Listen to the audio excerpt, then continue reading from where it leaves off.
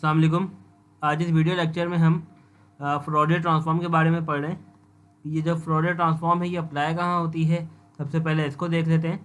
जो ये सीरीज़ है, ये जो ट्रांसफॉर्म है ये अप्लाई तब होती है जब आपके पास सिग्नल कभी इन्फिनाइट टाइम के ऊपर होता है, ठीक है। या आपके पास जो सिग्नल होता है वो क्या होता है, नॉन पीरियोडिक सिग्नल होता है।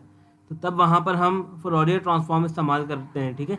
तो जो वहाँ पर कुछ चीज़ चेंजेस हो जाती हैं, वो क्या चेंज होता है कि जब आप अगर टाइम डोमेन को देखेंगे तो यहाँ पर आपको कोई किसी भी किस्म का टाइम नहीं दिखेगा। ये आपको ऑलमोस्ट इन्फिनिटी शो करता है कि ये इन्फिनिटी टाइम बाद ये जो सिग्नल है दोबारा रिपीट होता है, ठीक है।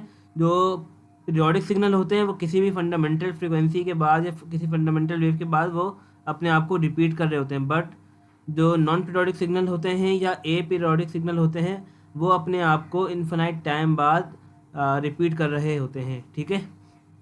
तो यहाँ पर जो टाइम है वो असल में है इन्फिनिटी का, लेकिन आप यहाँ पर देख रहे हैं कि यहाँ पे एक वर्ड इस्तेमाल हुआ है जो टी जैसा लग रहा है, लेकिन ये क्या कहलाता है, टॉ, ठीक है। ये है टॉ, जिसको हमने यहाँ पर इस्तेमाल किया है अपनी लिमिट्स बनाने के लिए कि आपकी जो सिग्नल था वो इस टाइम तक ऑन था और इस साइन का जो एम्पलीट्यूड है इस वेव का वो है क्या है, ए। और ये दिखने में कौन सी वेव लग रही है, रेक्टेंगुलर पल्स ट्रेन हमारे पास ये मौजूद है। अब इसको स्टार्ट करते सॉल्व करना और ये किस तरह होगा। तो जो फॉरियर ट्रांसफॉर्म है वो काफ़ी आसान है, इतनी मुश्किल नहीं है। अगर आपने इसको अच्छे से एक मरतबा समझ लिया तो आपके लिए काफ़ी आसान हो जाएंगे ये न्यूमेरिकल सॉल्व करना। चलिए स्टार्ट करते हैं। तो सबसे पहले जो इसका फार्मूला है, जो ये फार्मूला मैं देख लेता हूँ यहाँ पे। ये इसका फार्मूला है जो कि लिखा हुआ है एक्स ओमेगा। ओमेगा हम यहाँ पर इसलिए लिखते हैं क्योंकि हम यहाँ पर फ्रीक्वेंसी डोमेन के अंदर बात करेंगे। तो ट्रांसफॉर्म के अंदर और जो प्रीवियस जितने भी हमने मेथड्स पढ़े हैं उसके अंदर फ़र्क सिर्फ इतना है कि वहाँ पर हम टाइम डोमेन के ऊपर बात कर रहे होते हैं, सिंथेसिस इक्वेशन के ऊपर, ठीक है। और लेकिन यहाँ पर जब हम इसको एनालाइज, जो ये वाली जो इक्वेशन है वो हमारे पास है एनालिसिस इक्वेशन, ठीक है। एनालिसिस इक्वेशन के अंदर हम क्या करते हैं, इसका जो फॉर्मूला है माइनस इन्फिनिटी से इन्फिनिटी है, ठीक है। एक्स ऑफ टी जो आपका फंक्शन होगा और ई की पावर जे ओमेगा टी। यहाँ पर आपने मेक श्योर करना है कि यहाँ पर आपने एन नहीं लगाना। अगर आप लोगों ने एक्सपोनेंशियल की वीडियोस देखी हैं तो आपको आइडिया होगा कि वहाँ पर एन लगता है, जे एन ओमेगा टी, ठीक है ना। लेकिन यहाँ पर हम एन इसलिए नहीं लगाएंगे क्योंकि जो वेव है ये अपने आप को इन्फिनाइट टाइम बाद रिपीट करेगी, जो कि हमने उसको इंटीग्रेट के अंदर बता दी, इंटीग्रेशन के अंदर। अब जो सोल्यूशन स्टार्ट हो रहा है वो यहाँ से हो रहा है। जो टाइम पीरियड है जो कि अपने जो एक पल्स है, पॉजिटिव हाफ साइकिल या पॉजिटिव हाफ साइकिल कह रहा हूँ मैं यहाँ पर, जो अपने आप को ऑन रखती है कब तक, जब तक टाइम आपके पास टॉ होता है। तो मैंने यहाँ पर सिंपल टाइम को क्या लिख दिया, टॉ बना दिया, ठीक है। अब यहाँ पर आप इस वाली चीज़ को अभी रहने दें, ठीक है। इसको हम आगे जाकर डिस्कस करेंगे।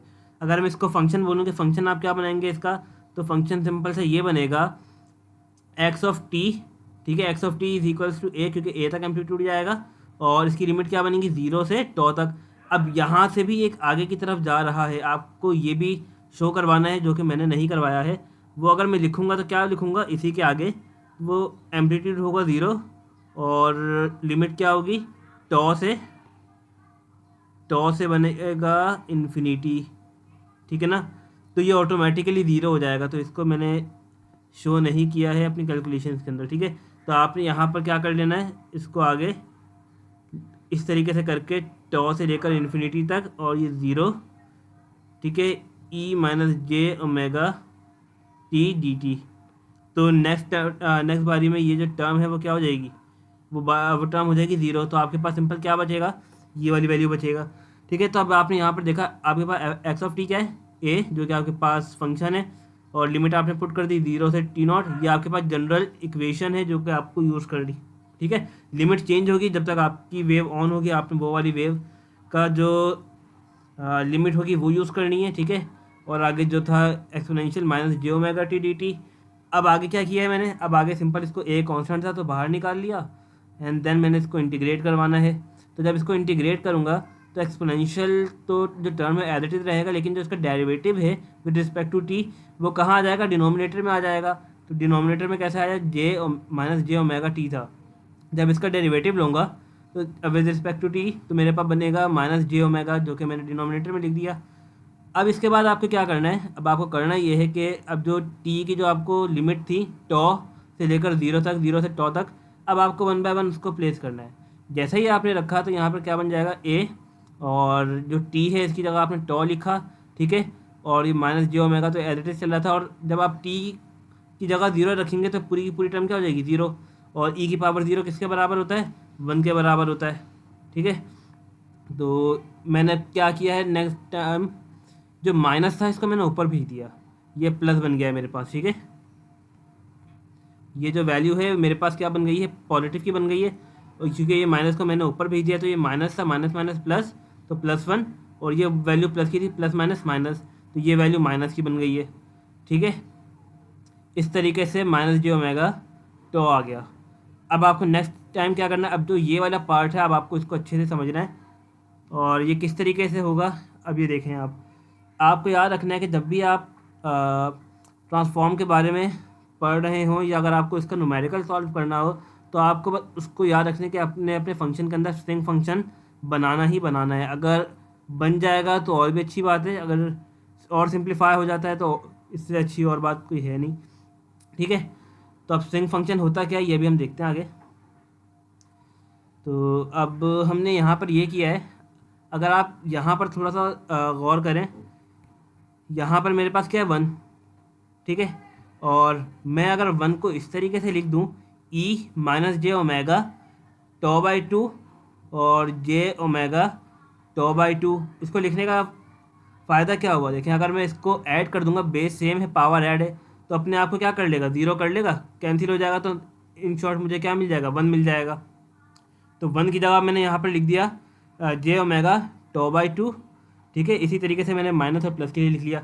अब देखें, अब सोचने वाली बात यह है कि यहाँ पर जब टॉ मौजूद था, जब यहाँ पर टॉ मौजूद था तो मुझे टॉ बाई टू करने की ज़रूरत क्या पड़ी, मैं यहाँ पर सिंपल लिख देता ई माइनस जे ओमेगा टॉ और फिर एक्सपोनेंशियल जे ओमेगा टॉ।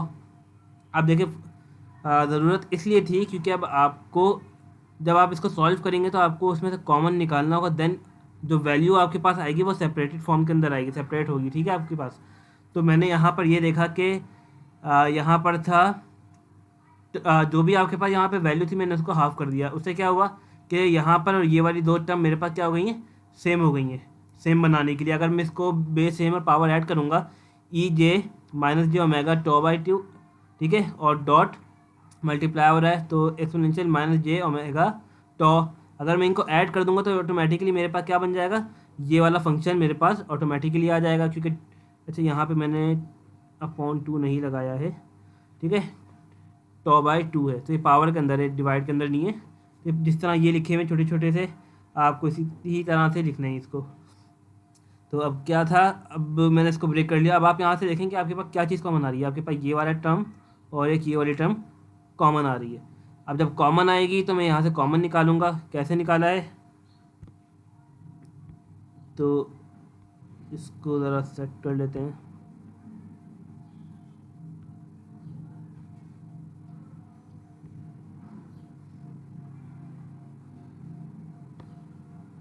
इसको चलें अब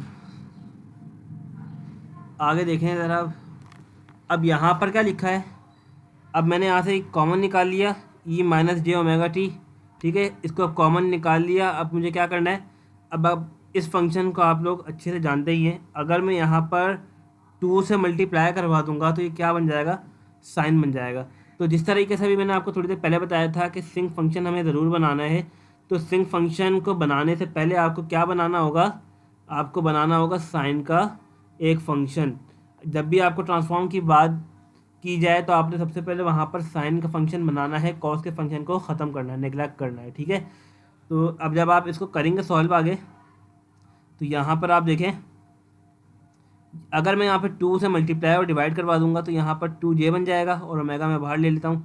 तो अब नेक्स्ट स्टेप में मैंने क्या किया है, टू से मल्टीप्लाई भी करवाया और डिवाइड भी करवा दिया, तो ये टू जे हो गया और ओमेगा को मैंने बाहर ले लिया।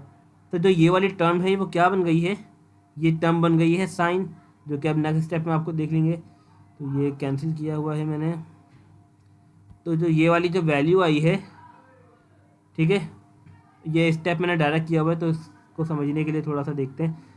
तो ये आपके पास क्या बन जाएगा, साइन। ठीक है, ये आपके पास बन गया साइन, और जो भी एंगल में होगा आपको वो लिखना होगा, साइन ओमेगा टॉ बाय 2। ठीक है, टॉ बाय 2। इसी तरीके से यहाँ पर ओमेगा को मैंने जब ओपन किया तो ओमेगा जब ओपन होगा तो 2a/2πf। ठीक है, और इसी तरह मैंने यहाँ से भी ओमेगा को ओपन किया तो 2πf tau by 2 as it is आ गया, फिर साइन। अब मैंने यहाँ से ओमेगा को ओपन किया क्योंकि फंक्शन के अंदर लिखना है मुझे, तो ओमेगा का जब ओपन करूँगा तो 2πf इंटू टॉ बाई 2, तो 2 से 2 कैंसिल हो गया है, यहाँ से भी 2 से 2 कैंसिल, तो आपके पास बचा गया यहाँ पर a/πf। और जब आपने इसको भी कैंसिल किया तो आपके पास ये सिंप्लीफाइड फॉर्म आ गई है इसकी।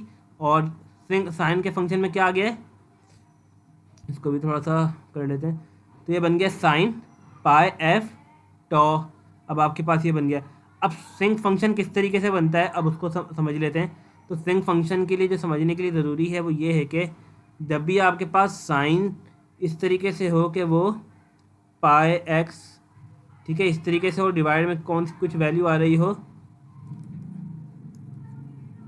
पाई, जो आपके पास इन शॉर्ट जो आपके पास एंगल में मौजूद हो वो आपके पास डिनोमिनेटर के अंदर भी मौजूद होना चाहिए। तो आप उसको लिखने का तरीका क्या होगा, सिंक। ठीक है, आप यहाँ पर जो भी आप लिखेंगे, जो आपके पास वेरिएबल है, वेरिएबल यहाँ पर एक्स है तो आपको वेरिएबल यहाँ पर लिखना होगा। ठीक है, तो आपका वेरिएबल यहाँ पे एक्स था तो यहाँ पर एक्स हो जाएगा। अब इसको शॉर्टकट तरीका ये है, इसके कुछ वैल्यूज़ हैं जो कि अभी हम आगे देख लेंगे कैलकुलेशन में। तो समझने का तरीका ये है कि आपको जब सिंक फंक्शन बनाना है तो आपको साइन बनाना है सबसे पहले, तो जिस तरह हमने बनाया, एंड देन ये आइडेंटिटी फुलफिल होनी चाहिए। अगर जो चीज़ आपके पास एंगल में मौजूद है वही आपके पास डिनोमिनेटर के अंदर मौजूद होनी चाहिए, तो वो किस में तब्दील हो जाता है, सिंक फंक्शन में हो जाता है। और ब्रैकेट के अंदर हम क्या लेंगे, जो चीज़ वेरिएबल होगी। पाई यहाँ पे कांस्टेंट था तो हमने पाई को निगलेक्ट किया, और एक्स यहाँ पर वेरिएबल था तो हमने एक्स को ले लिया। तो मुझे यहाँ पर सिंक फंक्शन बनाने के लिए देखें क्या करना होगा, यहाँ पर है पाई एफ टॉ, लेकिन डिवाइड में पाई और एफ तो बना हुआ है, तो मुझे यहाँ पर टॉ से मल्टीप्लाई और डिवाइड करवाना पड़ेगा। तो मैंने नेक्स्ट स्टेप में क्या किया, टॉ से मल्टीप्लाई भी किया, टॉ से डिवाइड भी किया, तो ये पूरा का पूरा फंक्शन यहाँ बन गया। अब मेरे पास पाई जो है वो एज अ कॉन्स्टेंट नंबर है, फ्रीक्वेंसी मेरे पास कांस्टेंट नहीं होगी, वेरिएबल होगी, क्योंकि हम ट्रांसफॉर्म की बात कर रहे हैं और ट्रांसफॉर्म के अंदर इन्फिनाइट सिग्नल की बात की जाती है। तो इन्फिनाइट सिग्नल के अंदर बेतहाशा फ्रीक्वेंसीज़ के फेजर्स आ सकते हैं। ठीक है, इसी तरीके से टॉ भी। तो अब आपने यहाँ पर सिंक ऑफ क्या बनाना है, एफ टॉ। ठीक है, ये आपने काम कर लिया। इसके बाद आपको क्या करना है, आपने इक्वेशन लिखी है, मैंने इसको थोड़ा सा इस तरीके से कर दिया कि जो इसको मैंने यहाँ पर दोबारा से ओमेगा के अंदर डिस्क्लोज कर दिया है। ठीक है, यहाँ पे मैंने पहले कैंसिल कर दिया था लेकिन इसको कैंसिल नहीं किया मैंने इसको इस तरीके से बंद कर दिया ताकि मुझे कैलकुलेशन में आसानी हो। आप चाहें तो इसको ओपन भी रख सकते हैं क्योंकि इन टर्म ऑफ हम फ्रीक्वेंसी बात कर रहे होंगे ज़्यादातर, तो यहाँ पर भी आप रख सकते हैं। और मैंने नेक्स्ट स्टेप के अंदर इसको और सिंप्लीफाइड फॉर्म करके, सिंप्लीफाइड फॉर्म का मतलब ये है कि मैंने इसको अरेंज करके लिखा है। फेज़र को मैंने बाद में लिखा है, एटी आप देखें, एटी आप वहीं रखा हुआ है। साइन सिंक फंक्शन मैंने पहले लिख दिया और ये फेज़र वाला मैंने बाद में लिख दिया। तो अब इसको लिखने का वे यूँ क्यों है ये मैं बता दूं। जो ए टॉ और सिंक फंक्शन जो है आपके पास, ये ऐसा कोई एक फंक्शन का नाम दे देता हूँ एक्स। ठीक है, और जो ई माइनस जे ओमेगा टी लिखा हुआ है ये मेरा फेज़र है जो कि मुझे एंगल बता रहा होगा, वो हम इसको आगे देखते हैं कैलकुलेशन के अंदर। अब आपको क्या करना है, different values of omega put करनी है। आपने ओमेगा सबसे पहले 0 पुट किया। ओमेगा को 0 रखने का मतलब ये है कि आपने फ्रीक्वेंसी को भी 0 रख दी। यहाँ पे आप 0 पुट करें, 2π 0 हो जाएगा और फ्रीक्वेंसी भी इसका मतलब 0 है। ठीक है, आपने ओमेगा 0 रखा है। ओमेगा की जो वैल्यू थी यहाँ पर सिंक ऑफ 0, जब आपने f0 रखा तो सिंक ऑफ 0 बन गया। ठीक है, और यहाँ पर आपने 0 रखा तो e की पावर 0 1 होती है। अब सिंक ऑफ 0 क्या है, मैंने यहाँ पे 1 लिख दिया है। अब किस तरीके से करेंगे अब ये देखते हैं। सिंक ऑफ 0, वैसे अब आप लोगों को मैं पहले वैल्यूज़ बता देता हूँ। अगर सिंक ऑफ 0 आ जाए तो वो 1 के बराबर होता है क्योंकि इसकी 2 ही वैल्यूज़ हैं। लेकिन हम इसको रीज़न भी देख लेते हैं कैसे पता चलेगा। ये सिंक है, साइन नहीं है। तो sinc of any integer value, में यहाँ पे n लिख देता हूँ ताकि आप लोगों को समझाने में आसानी होगी। Sinc of any integer value except 0 is equals to 0। ठीक है, कैसे, जिस तरह अभी मैंने आपको बताया था कि सिंक फंक्शन किसके ऊपर डिपेंड करता है, साइन के ऊपर। तो ये साइन एफ टी था और अपॉन में एफ टी होना चाहिए। ठीक है, और साथ में पाए तो होता ही है, तो मुझे यहाँ पर पाए भी लगाना पड़ेगा। तो इसको कर लेते हैं सेट पाए एफ टी, ठीक है। तो ये मैंने पाए बना लिया है। अब अगर आप यहाँ पर f को 0 रखेंगे तो क्या हो जाएगा, साइन ऑफ 0 0 और डिवाइड पे, तो ये इंडिटर्मिनेंट फॉर्म कहलाएगी। तो अब इसको हटाने के लिए आपको क्या लगाना पड़ेगा, एक रूल आता है एल हॉपिटल रूल। अब आपको यहाँ पर वो अप्लाई करना पड़ेगा, और किसके रिस्पेक्ट से, आपको रिस्पेक्ट से करना है विद रिस्पेक्ट टू एफ, ठीक है। तो अब आप यहाँ पर क्या करें, अब आप यहाँ पर वैल्यूज पुट करें, मीन्स कि आप इसको साइन का डेरिवेटिव क्या होता है, कॉस पाए एफ टी अपॉन पाए, अच्छा यहाँ पे टी नहीं है, ये टॉ है, ठीक है। मैंने यहाँ पर गलत कर दिया, यहाँ पे टॉ आप लोग कर लें, टॉ, ये भी टॉ, तो ये पाए टॉ, ठीक है। अब आप यहाँ पर रखें, अब आपके पास वैल्यू क्या आ जाएगी, अब आप यहाँ पर जब वैल्यूज़ डालेंगे इसकी फ्रीक्वेंसी की 0, तो कॉस पाए क्या हो जाएगा, और फ्रीक्वेंसी जब आप 0 रखेंगे, कॉस 0 1 होता है, तो आपके पास आपके पास इन द टर्म ऑफ 1 बन जाएगी, ठीक है। और यहाँ पर एक चीज़ और है, ये असल में सिंक ऑफ 0 समझाना था, ये तो हम आगे आ गए, तो इसको समझने के लिए हम सिंक ऑफ 0 से ही समझते हैं ताकि और आसानी से बात क्लियर होगी। तो यहाँ मेरे पास जो फंक्शन होता है वो क्या होता है, साइन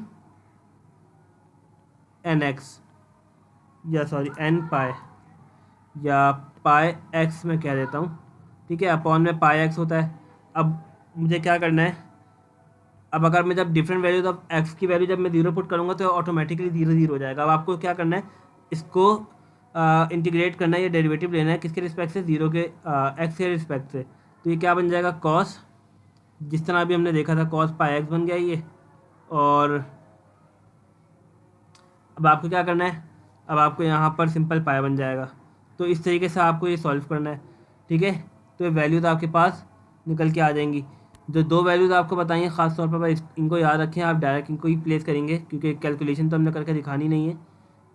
तो सिंक ऑफ 0 1 और सिंक ऑफ 0 और sinc of any integer value is 0, ठीक है। तो यहाँ पर सिंक ऑफ 0 बना तो इसलिए मैंने यहाँ पे 1 लिख दिया। तो एक्स ऑफ 0 मेरे पास क्या आ गया, 80 आ गया। अब क्या करना है, अब फॉर नल पॉइंट, अब ये नल पॉइंट क्या थे ये भी हम जो अपना एम्पलीट्यूड स्पेक्ट्रम है उसके अंदर देखेंगे, ठीक है। अब आपको क्या करना है, जो भी आपके पास सिंक फंक्शन जो बना होगा, सिंक फंक्शन आपका क्या बना था, एफ टॉ, आपको उसको क्या करना है, जो भी सिंक फंक्शन के अंदर जो वैल्यू होगी आपको उसको सिंपल इक्वेट करवा देना है, +-1 +-2 अप टू n, ठीक है। अब आपको different values of frequency put करनी होती है, आप टॉ को डिवाइड करवा दें ईच वैल्यू के साथ, तो प्लस टॉ बन जाएगा, ठीक है, +-2 अपॉन टॉ, इसी तरीके से है n अपॉन टॉ। अब जब आप इनको वैल्यूज़ पुट करेंगे 1 बाय 1 तो देखें क्या होगा। मैं ज़रा वैल्यूज़ पुट करके दिखा देता हूँ क्योंकि मैंने किया नहीं है यहाँ पे। तो जब मैं x ऑफ 1/2 1 अपॉन टॉ को जब मैं रखूँगा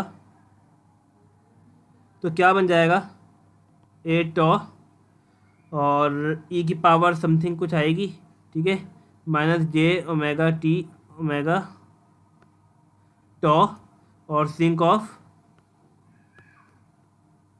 मैं एफ की जगह क्या रख रहा हूँ, टॉ, तो 1 अपॉन टॉ हो जाएगा, 1 अपॉन टॉ इंटू टॉ, टॉ से टॉ कैंसिल, सिंक ऑफ 1 बनेगा और सिंक ऑफ 1 क्या होता है, 0 होता है। इसी तरीके से जब आप इसको रखेंगे तो टॉ से टॉ कैंसिल हो जाएगा और आपके पास इंटीजर वैल्यूज आती जाएंगी, लाइक 1 2 3 4 5 अप टू n भी आ जाएगा। तो आपको वहाँ पर 0 रखना है, बस आपने यहाँ तक ये काम करना है। अब हम आ जाते हैं एम्पलीट्यूड स्पेक्ट्रम के ऊपर। अब ये कैसे बनेगा वही काम करना है। सबसे पहले तो आपको यहाँ पर टाइम एक्सिस लेना है जो कि ये वाला है और ये आपके पास फ्रीक्वेंसी एक्सिस है। तब आपको करना क्या है, सबसे पहले जो 0 पॉइंट के ऊपर आपने निकाला था वो क्या आया था, 80, आपने उसको कहीं पे भी पॉइंट लगा दिया क्योंकि आपके पास कोई पार्टिकुलर वैल्यूज़ तो है नहीं जो कि आप मार्क करते।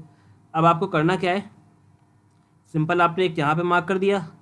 अब आपको देखना है 1 +-1 अपॉन टॉ, ठीक है ना, जो कि आपने फ्रीक्वेंसी की वैल्यू यहाँ पे पुट की थी। तो फ्रीक्वेंसी की वैल्यू जब आप यहाँ पे पुट करेंगे, ठीक है, 1 अपॉन टॉ, फिर 2 अपॉन टॉ एंड 3 अपॉन टॉ, और इसी तरीके से आप नेगेटिव के अंदर भी चले गए। अब आपको देखना है कि आपके पास जो भी वैल्यू आई थी सिंक फंक्शन की, क्या आई थी, सिंक फंक्शन की इस वाली वैल्यू के ऊपर आके 0 आया था, इस पर भी 0 आया था, इस पर भी 0 आया था। याद रखें कि हर बार ये हमेशा सिंक फंक्शन इस पॉइंट के ऊपर 0 होगा, ठीक है। अब आपको करना क्या है, अब आपको सिंपल ये पैटर्न याद रखना है, आपको सिंपल इस पैटर्न के अकॉर्डिंग ये ड्रॉ करना है। और जो ये आपके पास जो मैंने अभी जो शो हो रही है हर ग्रीन कलर की, यहाँ से लेकर यहाँ तक, ये कहलाता है साइड लोब और ये कहलाता है मेन लोब। तो जिस तरीके से मैंने यहाँ पे लिखा था नल पॉइंट, तो नल पॉइंट वो पॉइंट होते हैं जब आपका मेन लोब होता है, जो कि आपके पास ये विद है, जब यहाँ पर एंड हो जाती है, ठीक है। जो पहला नल पॉइंट मीन्स के इंटरसेक्टिंग पॉइंट जब मिलता है वो आपका नल पॉइंट कहलाता है। तो जो सबसे बड़ी वाली जो होगी और जो मिडिल पे होगी वो कहलाती है मेन लोब या सेंट्रल लोब, और जो साइड पर हैं वो कहलाती हैं साइड लोब्स। आपने इस तरीके से ड्रॉ कर लिया। अब बारी है उसकी, जो कि हमने देखना है फेज स्पेक्ट्रम की। अच्छा, अभी हमने अभी एम्पलीट्यूड स्पेक्ट्रम ड्रॉ किया था। एम्पलीट्यूड स्पेक्ट्रम के अंदर क्या ड्रॉ किया था, किस तरीके से किया था, ये पॉइंट था मेरा,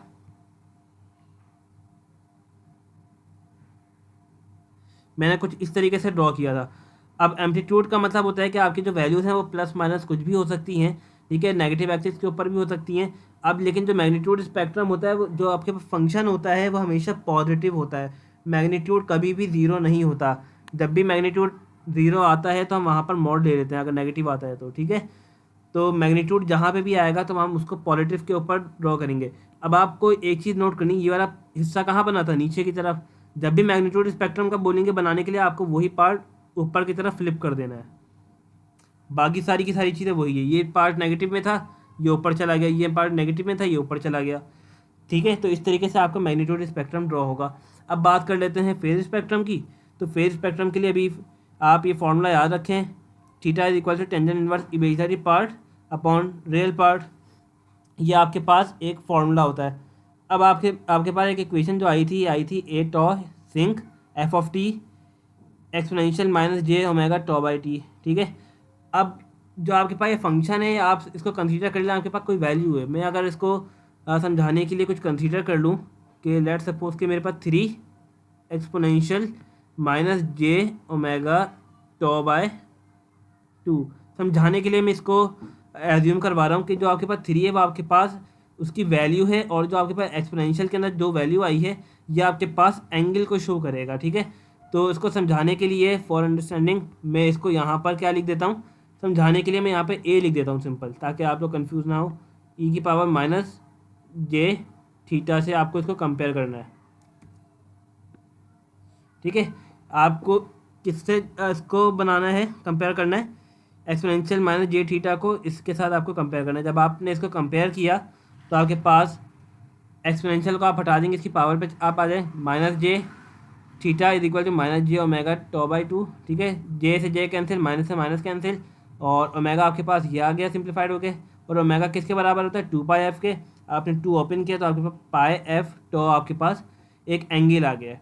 अब आपको वही काम करना है जिस तरीके से हमने एफ की डिफरेंट वैल्यूज पुट की थी, कौन कौन सी, 1 अपॉन टॉ प्लस माइनस के अंदर, फिर 2 अपॉन टॉ प्लस माइनस में।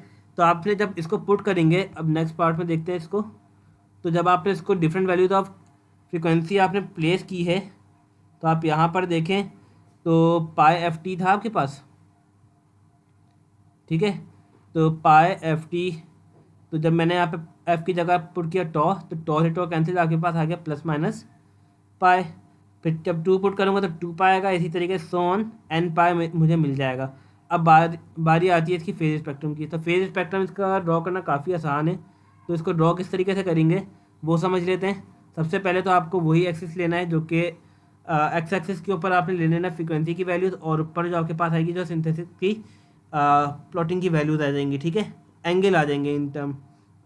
अब आपको करना क्या है, सबसे पहले तो आपने पाई 2 पाई 3 पाई एन पाई तक आपने इसको डिनोट करना है, जहाँ तक आपने वैल्यूज़ निकाली हैं। मिनिमम वैल्यू आपको कम से कम 5 वैल्यूज़ आपको निकालनी है, ताकि आपका जो ग्राफ है और अच्छा प्रिसाइज बन सके, ठीक है। तो अब सबसे पहले तो मेरे पास 0 पे 0 ही मिलेगा, ठीक है। और 1 के ऊपर जब 1 अपॉन टॉ रखा था मैंने, तो एंगल मुझे क्या मिला था, पाई। तो पाई ये रहा और माइनस पाई ये रहा।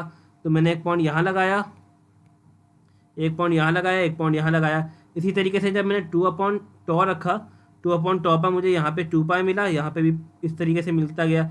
तो मैंने ये एनालाइज किया कि जो लाइन है बिल्कुल एक स्ट्रेट लाइन मूव कर रही है। तो इस तरीके से मैंने अपना फेज स्पेक्ट्रम बना लिया। आप लोगों को कुछ भी प्रॉब्लम हो तो ज़रूर मुझे बताएं, ताकि जो ट्रांसफॉर्म वाला टॉपिक है ये अच्छे से क्लियर हो जाए आप लोगों के। Thank you.